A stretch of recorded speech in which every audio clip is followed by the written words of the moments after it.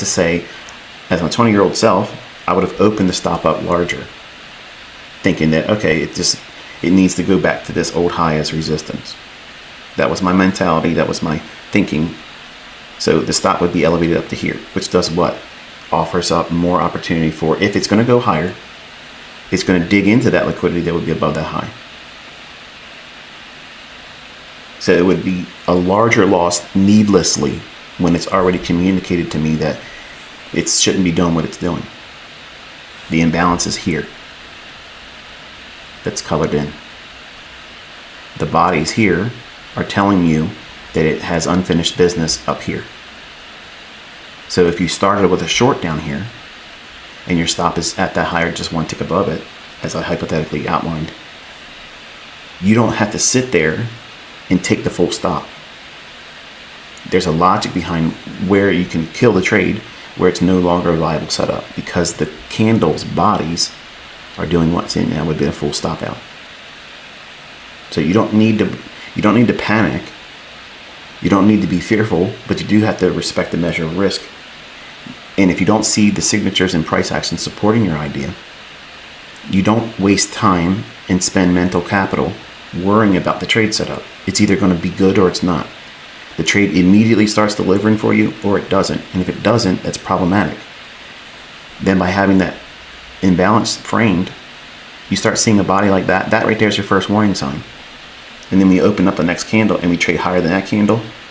That's it. You kill it. You don't hold the short from that point on. So what do? You wait, you move to the sidelines, and then when it goes higher like that, where it would have been an initial stop out, that would have been a full stop, you feel better about yourself because you've managed risk appropriately.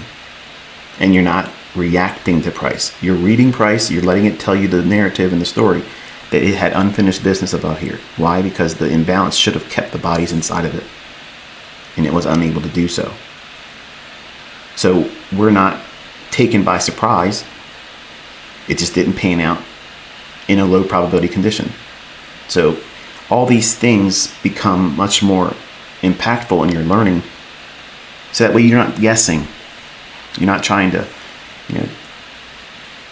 pull things out of thin air and hopefully it pans out for you.